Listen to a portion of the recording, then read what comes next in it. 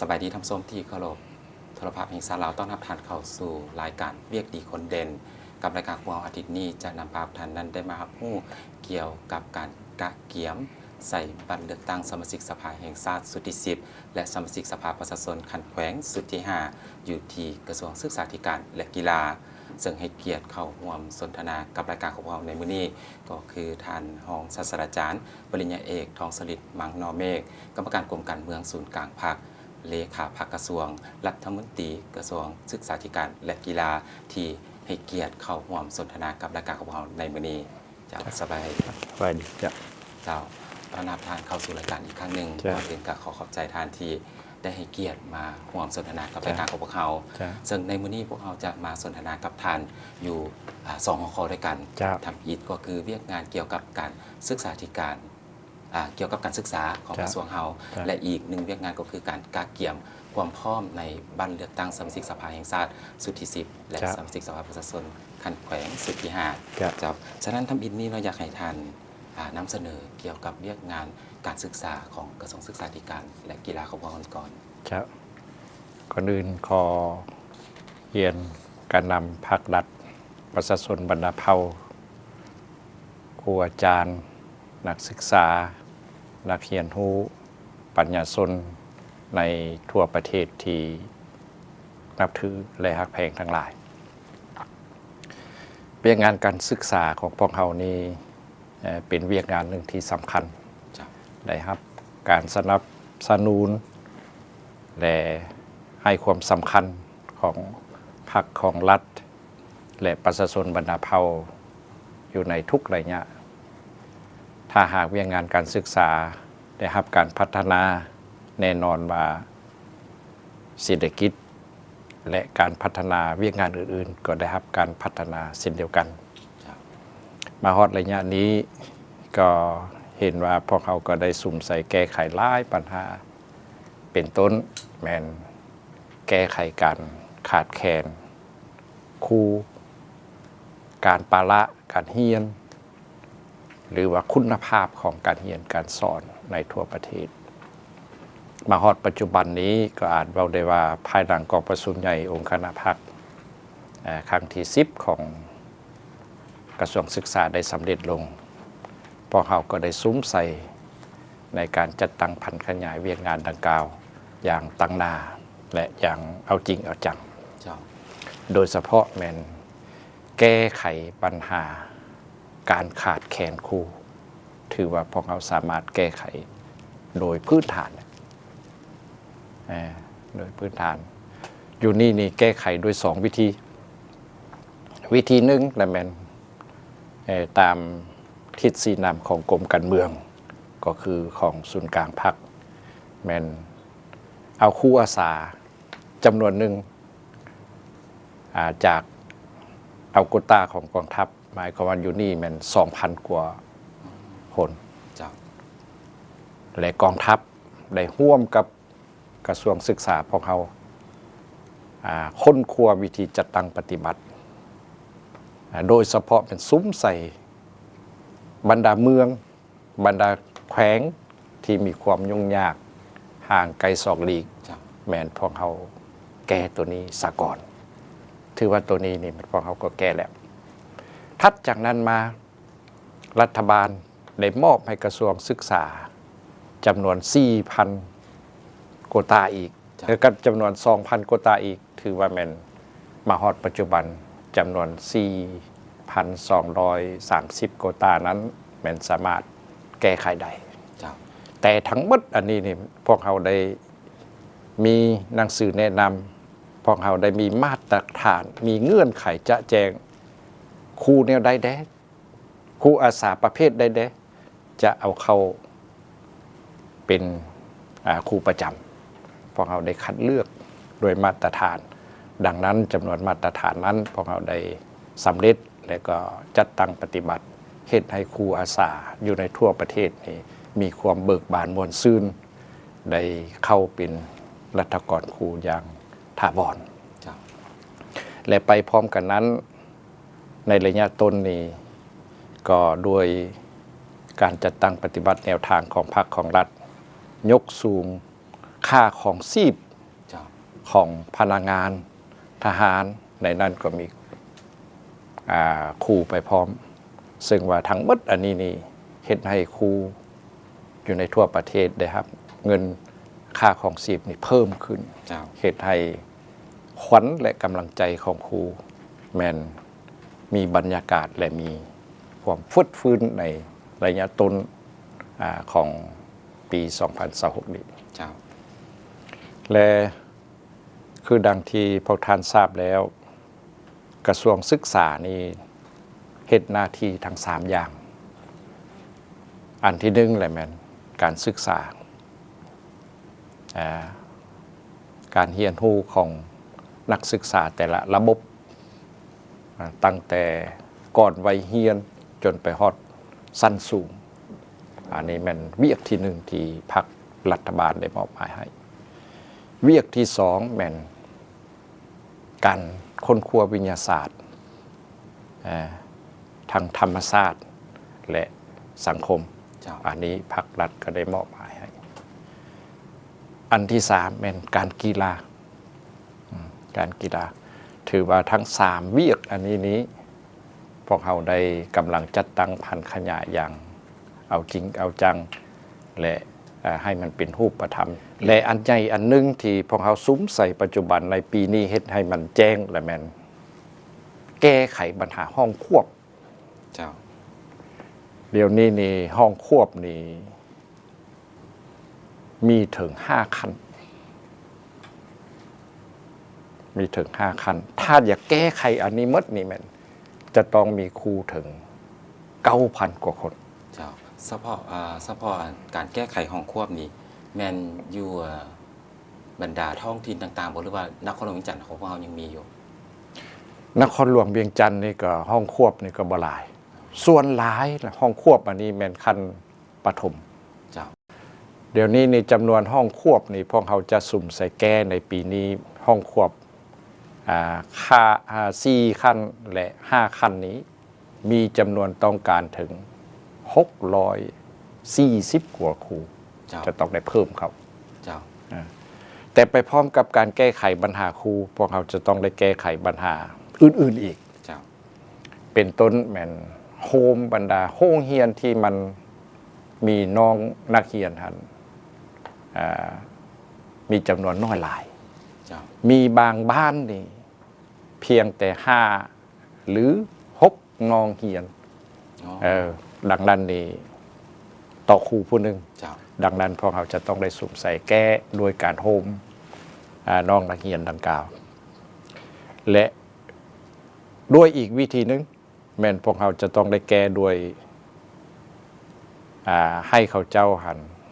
เข้าโรงเรียนสามัญต่าง เจ้า ๆอันนี้พวกเราก็กำลังกล้าเขียม และวิธีที่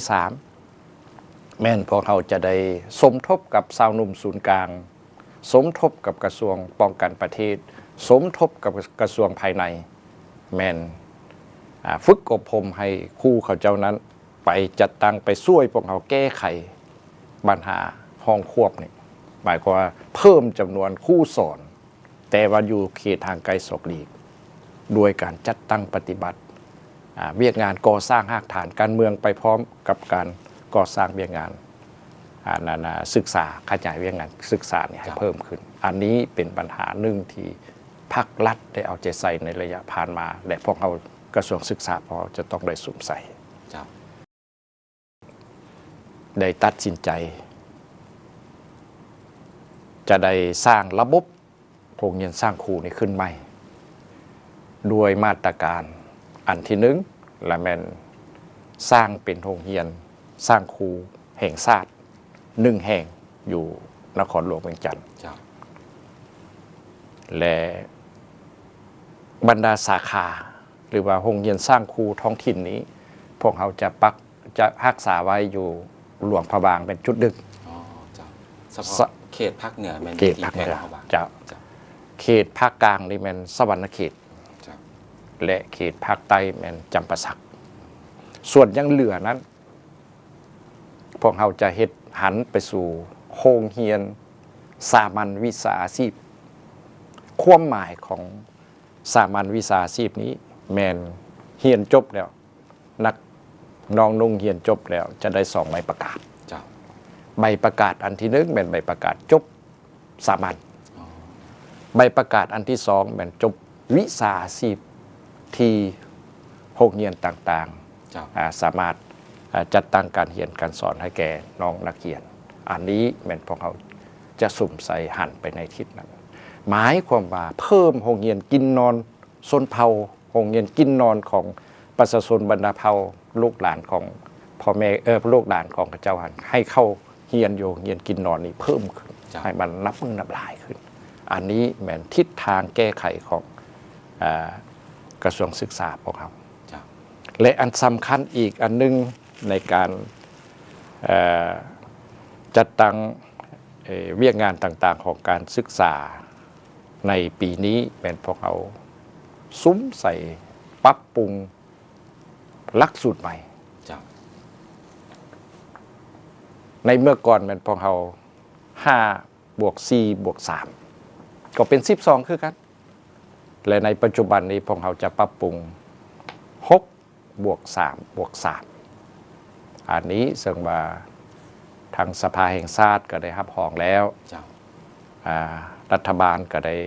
จัดตั้งผันขยายแล้วและพวกเขาจะตั้งตัวนี้นี่หลักสูตรตัวนี้นี่และหลักสูตรตัวนี้นี่พวกเขาถอดจากเมื่อก่อนนี่การจะตั้งปฏิบัติเมื่อก่อนนี่พวกเขาก็เอิ้นว่าการปฏิรูปหลักสูตร แต่มาเทื่อนี้นี่พวกเขาจะบ่เอิ้นการปฏิรูปหลักสูตร พวกเขาจะเอิ้นว่าแม่นการปรับปรุงหลักสูตร เจ้า เพราะว่าพวกเขาก็ปฏิรูปหลายเทื่อแล้วและก็มันก็ดีมันก็มีผลประโยชน์ให้แก่การปรับปรุงยกระดับการเรียนการสอนของพวกเขามีแต่ว่าพวกเขาคอร์ดหนึ่งที่พวกเขาจะต้องได้เอาใจใส่แม่นคอร์ดการเรียนของชั้นประถมนี่ เจ้า แสดงออกก่อนว่ามันมีตัวชี้วัดการเรียนของน้องนักศึกษาอยู่ในขั้นประถมนี่อ่านบ่ทันออกอ่านบ่ทันเป็นคิดไล่บ่ทันได้ เจ้า นำเสนอปัญหาต่างๆบ่ทันดีย้อนเนี่ยนั้นนี่พวกเขาสิได้ปรับปรุงคอร์ดนี้ให้มันดีขึ้น เจ้า อันนี้มันเวียกสุ่มใส่ในปี2026เกี่ยวกับศึกษา เจ้า นอกจากนั้นเวียกงานการค้นคว้าวิทยาศาสตร์ พวกเขาก็ให้ความสำคัญหลาย หมายความว่าสายพัวพันระหว่าง3เวียกนี้มันต้องไปพร้อมกัน เจ้า การศึกษาการค้นคว้าวิทยาศาสตร์และการกีฬา เจ้า สมมุติว่าการกีฬาถ้าหากบ่นำใช้วิทยาศาสตร์แม่นเป็นไปบ่ได้เฮาอ่อนในระยะผ่านมาแม่นเฮายังนำใช้ตัวนี้นี่น้อยโพดเป็นหยังกีฬาพวกเขาไปแข่งขันอยู่ประเทศต่างๆฮอดตั้งที่2มาแล้วแม่นอ่อนเพลียลง อันนี้แม่นผลของการพิสูจน์ว่าการนำใช้วิทยาศาสตร์ของเขาบ่ทันถึงระดับ เจ้า หรือว่าการค้นคว้าวิทยาศาสตร์เดี๋ยวนี้ภาครัฐเพิ่นมีแนวทางเกี่ยวกับเศรษฐกิจเอกราชเป็นเจ้าตนเอง เจ้า จะต้องได้นำใช้วิทยาศาสตร์เข้าในขบวนการอันนี้ให้มันเกิดดอกออกผล ด้วยการนำใช้การค้นคว้าวิทยาศาสตร์นี้ ไปหมุนไส้เข้าแก่การสร้างเป็นผลิตภัณฑ์เดี๋ยวนี้แต่ละแข่งขันพวกเพิ่นพันธุ์ขยายตัวนี้นี่แข่งแหงหลาย และพวกเขาก็จะเป็นแหงอันนึงเพื่อซุ้มใส่การหันเศรษฐกิจเอกราชเป็นเจ้าตนเองนี่ให้เป็นรูปธรรม ด้วยการนำไส้วิทยาศาสตร์เข้าในขบวนการต่าง เจ้า ๆ เว้ารวมแล้วอยู่ในช่วง 2026-2030 นี้กระทรวงศึกษาพวกเขาจะบื้นตัวขึ้น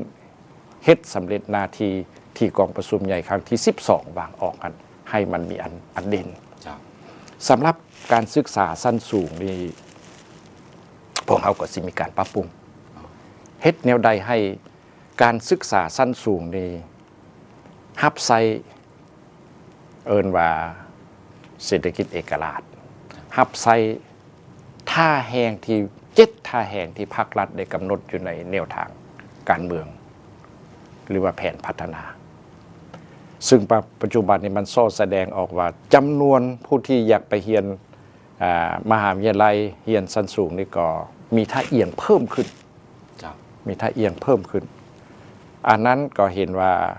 หลักสูตรพวกเขาก็ได้รับการเจือจานกับต่างประเทศนั้นหลายขึ้น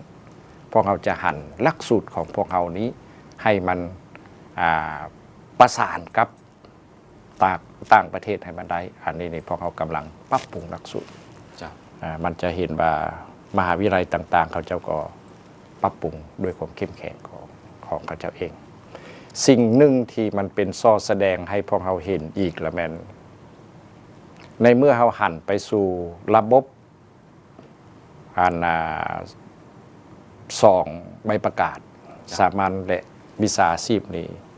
ปรากฏว่าคนอยากไปเรียนวิชาชีพนี้จำนวนตัวนี้เพิ่มขึ้นหลายเพราะว่าเขาเจ้าบ่จำเป็นสิไปเรียนต่อสั้นสูงเขาเจ้าเรียนจบมัธยมและได้วิชาชีพเขาเจ้าก็ประกอบอาชีพรับมือดับหลายขึ้นอันนี้เป็นจุดเด่นอันหนึ่งของการศึกษาในตอนหน้าอันนั้นอยากรายงานต่อนักข่าวก็คือพ่อแม่พี่น้องประชาชนทราบว่าการผันขยายจัดตั้งบรรดามติต่างๆอาจจะเป็นมติของที่10ของกระทรวงศึกษาหรือว่ามติครั้งที่12ของศูนย์กลางพรรคเป็นพวกเรากำลังจัดตั้งผันขยายให้มันเป็นรูปธรรมให้มันหลายขึ้นถือว่าเป็นทิศทางแผนการในการผันขยายเนื่องในมติของประชุมใหญ่ขององค์คณะพรรคกระทรวงศึกษาธิการและกีฬาโดยเฉพาะก็คือเน้นหลักๆแม่นเกี่ยวกับการศึกษาการค้นคว้าวิทยาศาสตร์ และกีฬาโดยเฉพาะก็คือนอกการศึกษานี้อาจจะเน้นลงถึงการแก้ไขเกี่ยวกับการปาราหนาทีหรือว่าปาราการเรียน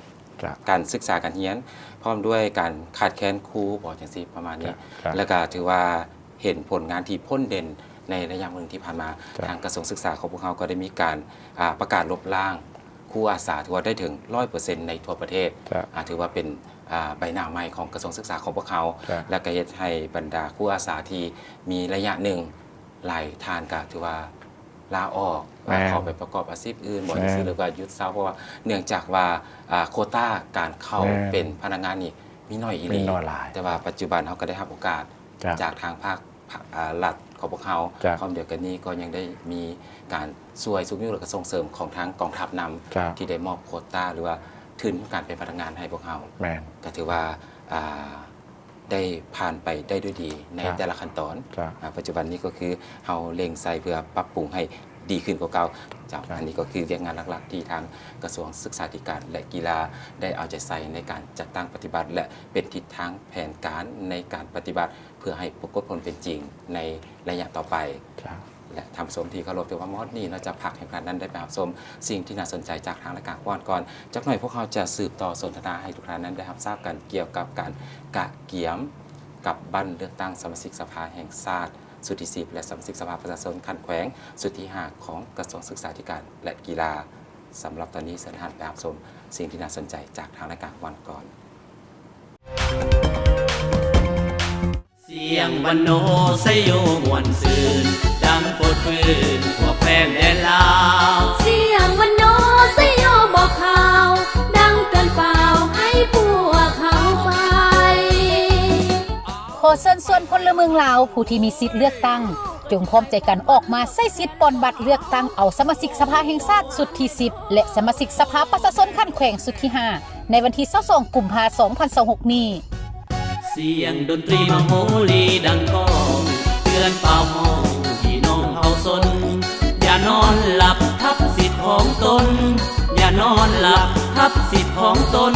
ชาวลาวทุกคนจงไปเลือกผู้แทน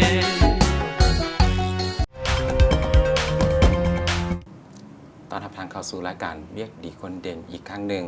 ซึ่งระยะทำอิฐกับรายการของพวกเราก็ได้มีการสนทนากับท่านของศาสตราจารย์ปริญญาเอกทองสฤษดิ์มังนเมฆกรรมการกรมการเมืองศูนย์กลางพรรคเลขาพรรคกระทรวงรัฐมนตรีกระทรวงศึกษาธิการและกีฬาซึ่งเพิ่นก็ได้ให้รายละเอียดเกี่ยวกับเวียกงานการศึกษาให้บรรดานั้นได้รับรู้กันพร้อมเดียวกันนั้นก็ยังได้มีการนำเสนอเกี่ยวกับการผันขยายมติกองประชุมขององค์คณะพรรคกระทรวงศึกษาธิการและกีฬากับมีหลายปัญหาที่พ้นเด่นและก็ต้องได้เฝ้ารีบแก้ไขรีบเฝ้าเนาะในการส่งเสริมและก็ปรับปรุงให้ดีขึ้นกว่าเก่าและก้าวเข้าสู่ระยะนี้เราจะมาสนทนากับทานกันตื่นอีกเกี่ยวกับเวียกงานการกะเกี่ยม บั้นเลือกตั้งสมาชิกสภาแห่งชาติสุดที่10และสมาชิกสภาประชาชนขั้นแขวงสุดที่5ซึ่งในนั้นท่านก็เป็นผู้ที่ลงรับสมัครเลือกตั้งซึ่งแมนยูเขตเลือกตั้งที่10แขวงเวียงจันทร์เจ้าหมายเลขก็คือนัมเบอร์01เจ้าเกี่ยวกับเรียกงานการกาเกี่ยมเลือกตั้งเนี่ยท่านเป็นอย่างไรกับของกระทรวงเฮาหรือว่าโดยส่วนตัวท่านเองจะก็ขอบขอบใจทางนักข่าวที่ได้เข้ามาสัมภาษณ์ข้าพเจ้าก็ข้าพเจ้ารู้สึกเป็นเกียรติและภาคภูมิใจเป็นอย่างยิ่งที่ทางศูนย์กลางพรรคทางกรมการเมืองก็ได้มอบหมายให้พวกข้าพเจ้าเป็นตัวแทนลงสมัครเลือกตั้งในครั้งนี้เว้ารวมแล้วพอเขาก็เห็นว่ามีความสำคัญหลายในเทื่อนี้อาจเว้าได้ว่าเทื่อนี้เป็นบาทเลี้ยวหันเปลี่ยนอันหนึ่งของประเทศชาติก็ว่าแม่นดังที่สายเลขาธิการใหญ่ทองรุนศรีสุริตเพิ่นได้กล่าวอยู่ในศูนย์ถอนพจน์ในการเปิดกองประชุมใหญ่ครั้งที่12ของพวกเขา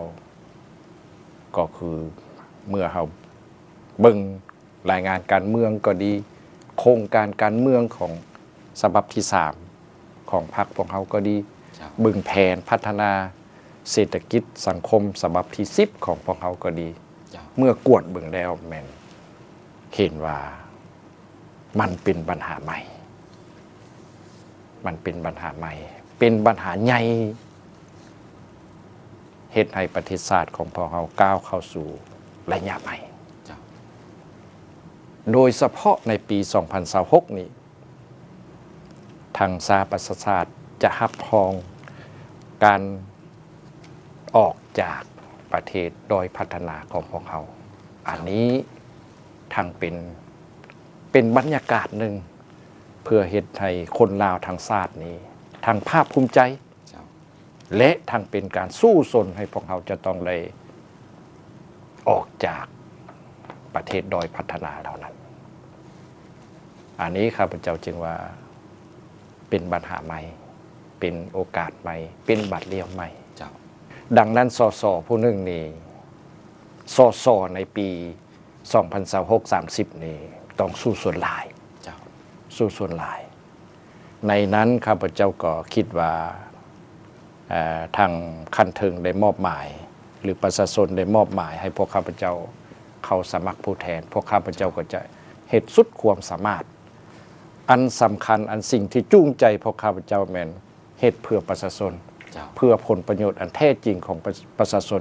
นำเอาผลประโยชน์อันนั้นมาให้แก่ประเทศชาติอีหลีอันนี้พวกข้าพเจ้าได้เว้ากันในนั้นก็ขอรายงานพวกท่านทราบว่านอกจากเป็นตัวแทนของศูนย์กลางพรรคแล้วพวกข้าพเจ้ายังเป็นตัวแทนของกระทรวงศึกษากระทรวงศึกษาพวกข้าพเจ้ามี2ท่านมีข้าพเจ้าและท่านปริญญาเอกตุลาบันข้าพเจ้า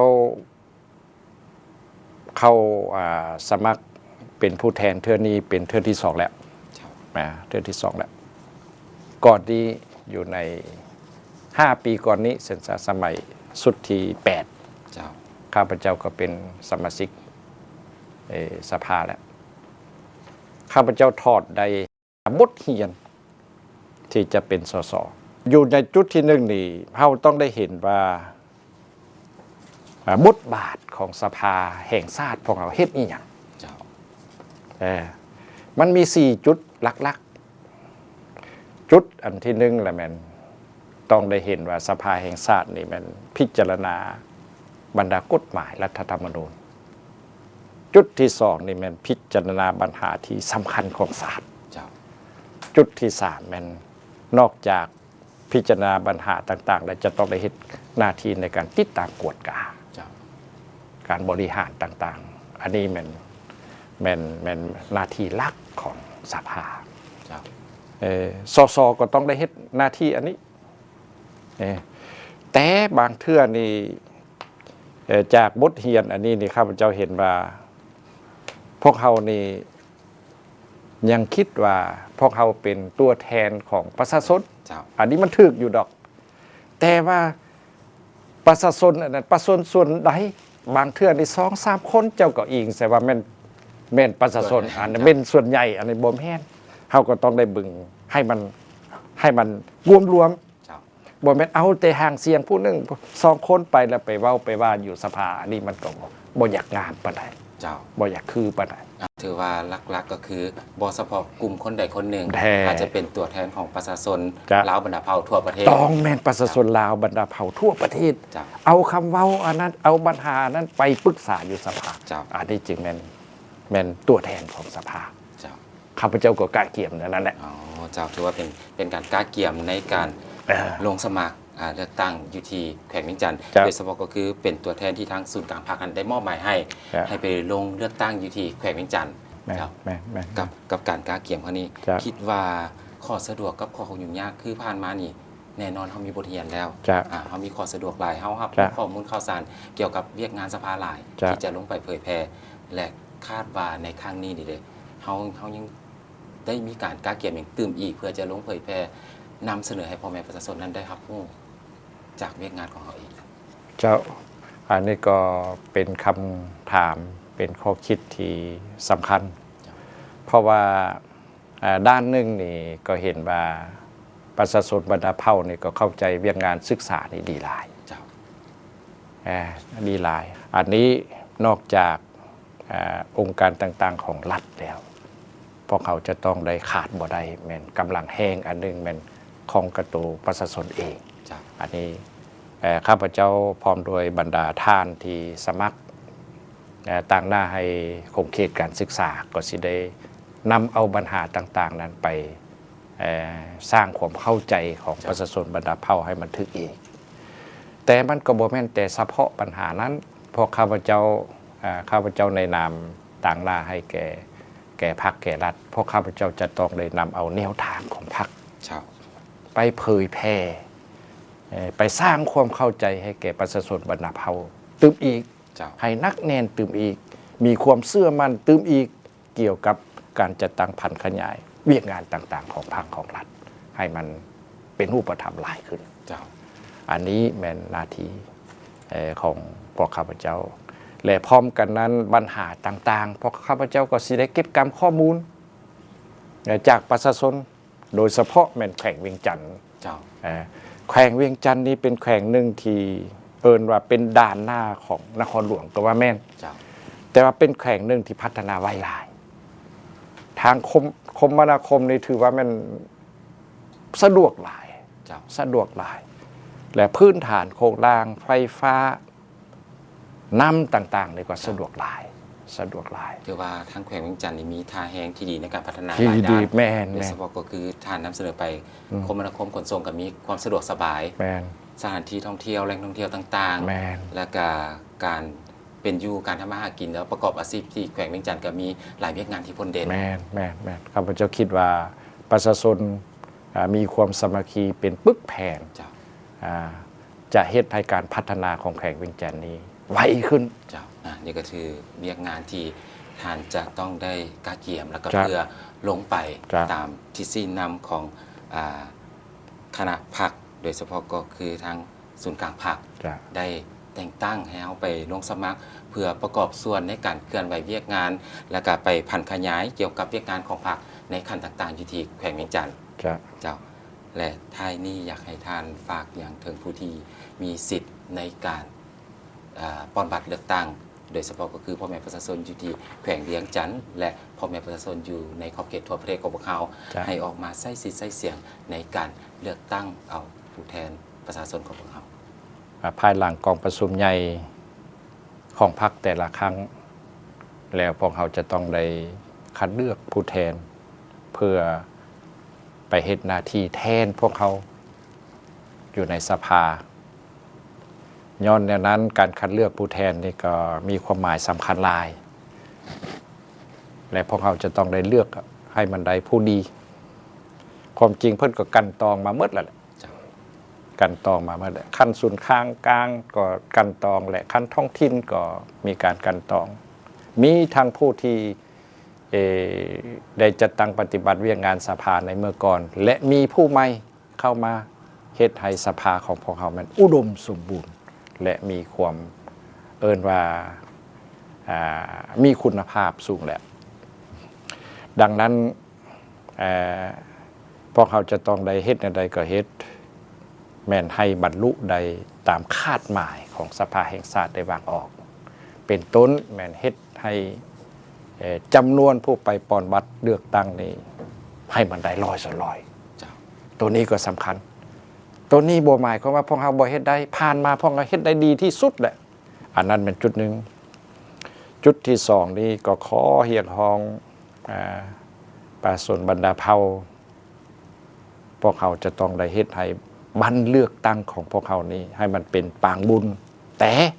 ต้องรับประกันความสงบความปลอดภัยให้มันสูง เจ้า ให้มันสูงอันนี้เพิ่นก็วางคันหมายให้มันได้100 ส่วน 100ข้าพเจ้าคิดว่าตัวนี้นี่โดยมูลเสื้อโดย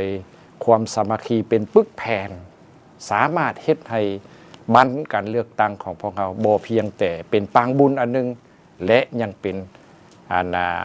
หน้าที่แม่นความรับผิดชอบอันนึงที่สำคัญของประชาชนบรรดาเผ่าและพนักงานของพวกเขานับอีก เจ้า ข้าพเจ้ามีความเชื่อมั่นหลายว่าพวกเขาสามารถเฮ็ดได้และเฮ็ดให้สำเร็จในบัตรเลือกตั้งในปี 2026 นี้ให้มันสำเร็จแท้ๆครับ เจ้านะนี่ก็ขอฝากไว้เนาะคือดังทานห้องศาสตราจารย์ปริญญาเอกทองสฤษดิ์มังนอเมฆนะถือว่าได้ฝากถึงพ่อแม่พี่น้องโดยเฉพาะก็คือผู้ที่มีสิทธิ์เลือกตั้งในครั้งนี้ให้ออกมาใช้สิทธิ์ใช้เสียงของตัวเองเลือกตั้งเอาผู้แทนประชาชนที่จะเป็นตัวแทนของตัวเองนี่เข้าไปบริหารงานในสภาแห่งชาติของพวกเขาเพื่อนำพาประเทศชาติของเรานี่ก้าวขึ้นสู่ความเจริญเมืองศรีวิไลย์ฉะนั้นก็ขอฝากไว้อีกครั้งหนึ่งเนาะกับทุกท่านผู้ที่มีสิทธิ์เลือกตั้งในวันที่22 กุมภาพันธ์ 2026 นี้จงพร้อมใจกันถือว่าเป็นสิทธิหน้าที่เป็นพันธะของพลเมืองลาวผู้ที่มีอายุแต่ 18 ปีขึ้นไปและผู้ที่มีสิทธิ์เลือกตั้งจงออกไปใช้สิทธิ์ของตนเองและมาวันนี้ทางรายการของพวกเขาก็ถือว่าเวลาใกล้จะสิ้นสุดลงแล้วก็ต้องขอขอบใจกับท่านที่ให้เกียรติมาร่วมสนทนากับรายการของพวกเขาถือว่าเป็นการแนะนำบาท9ที่จะมีการเปลี่ยนแปลงใหม่และก็ดีขึ้นกว่าเก่าของทางกระทรวงศึกษาธิการและกีฬาและอีกเรื่องงานหนึ่งก็คือการกาเกียมบัตรเลือกตั้งสมาชิกสภาแห่งชาติสุดที่10และสมาชิกสภาประชาชนขั้นแขวงสุดที่5ในครั้งนี้และก็ขอพรให้ท่านจงมีสุขภาพเข้มแข็งมีพลานามัยที่สมบูรณ์ประสบผลสำเร็จในทุกนาทีเวียกงานโดยเฉพาะก็คือการชี้นำพากระทรวงศึกษาธิการและกีฬาก้าวขึ้นสู่ความเจริญรุ่งเรืองศรีวิไลย์ขึ้นเรื่อยๆ จ้ะ เจริญ ครับขอบใจจ้ะ เจ้าท่านผู้ชมที่ว่าหมดกันไปกับเวลาของรายการเวียกดีคนเด่นของพวกเขาที่นำเสนอการนั้นได้รับชมกันในอาทิตย์นี้เป็นการนำเสนอการนั้นได้รับรู้ข้อมูลข่าวสารโดยเฉพาะก็คือการปฏิบัติหน้าที่เวียกงานของกระทรวงศึกษาธิการและกีฬาในบาท9ใหม่ก็คือการเปลี่ยนแปลงใหม่ในครั้งนี้พร้อมเดียวกันนี้ก็ยังได้นำเสนอการนั้นได้รับทราบเกี่ยวกับการกาเกียมบัตรเลือกตั้งสมาชิกสภาแห่งชาติสุดที่10และสมาชิกสภาประชาชนขันแขวงของกระทรวงศึกษาธิการและกีฬาในครั้งนี้และอีกครั้งหนึ่งขอฝากกับบรรดาทานอย่าลืมในวันที่22 กุมภาพันธ์ 2026 นี้ออกไปใช้สิทธิ์ใช้เสียงของตนเองอย่านอนหลับทับสิทธิ์เพื่อเราจะได้คัดเลือกเอาผู้แทนประชาชนก็คือตัวแทนของเขาเองเข้าไปบริหารงานในสภาแห่งชาติเวลาจากทางรายการของว่าดำเนินมอดีสิ้นสุดลงเพียงเท่านี้ข้าพเจ้าพร้อมด้วยแขกรับเชิญท่านรองศาสตราจารย์ปริญญาเอกทองสฤษดิ์มังนอเมฆกรรมการกรมการเมืองศูนย์กลางพรรคเลขาพรรคกระทรวงรัฐมนตรีกระทรวงศึกษาธิการและกีฬาลาทำสมไปก่อนเอาไว้พบกันใหม่ในอาทิตย์หน้าสบายดี ครับ